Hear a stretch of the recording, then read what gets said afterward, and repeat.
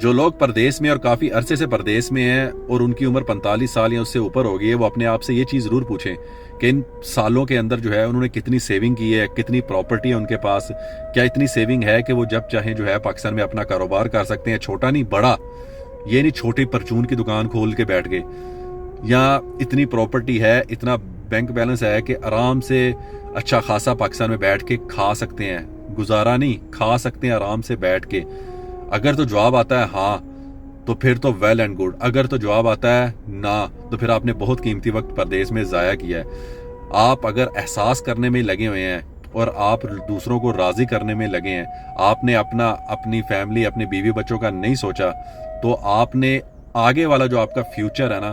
اس کو آپ نے برباد اپنے ہاتھوں سے کر لیا ہوا ہے۔ کیونکہ آپ اپنی نیند، اپنی صحت، اپنی جوانی، اپنے ملک سے دوری، یہ سب کچھ برداشت کر رہے ہوتے ہیں، اور اتنا کچھ برداشت کرنے کے بعد اگر آپ کے پاس کچھ بھی نہیں ہے اور یہ سب کچھ آپ نے ایسے ہی وقت گزار دیا ہے، تو آپ بتائیں کہ یہ نقصان ہے کہ یہ فائدہ ہے؟ کیونکہ آپ کی جیب میں، آپ کے بینک میں، آپ کی جو ذاتی پراپرٹی ہے آپ کے نام سے جو ہے وہ آپ کی ہے۔ باقی آپ نے جس کو راضی کیا ہے، جس کو خوش کرتے گئے ہیں، ان سے امید نہ لگائیں، وہ آپ کو کچھ نہیں دیں گے، کیونکہ آپ نے عادت ڈالی ہوئی ہے ان کو خوش کرنے کی، دینے کی چیزیں۔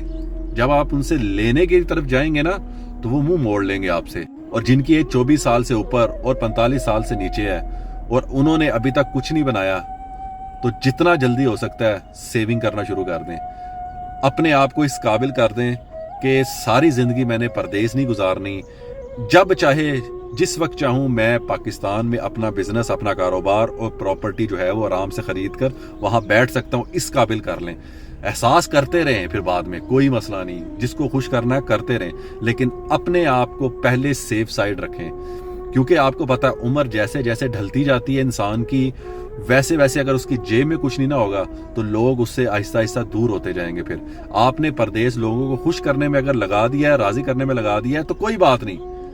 پہلے اپنی سیفٹی کریں، اپنے آپ کو سیف سائڈ پہ رکھیں، اپنی فیملی کو، اپنے بیوی بچوں کو، پھر آپ کو یہ چیزیں کرنی ہے کرتے رہیں ساتھ ساتھ، کوئی مسئلہ نہیں۔ لیکن اگر آپ صرف ون سائڈڈ رہے تو آپ نے صرف نقصان ہی نقصان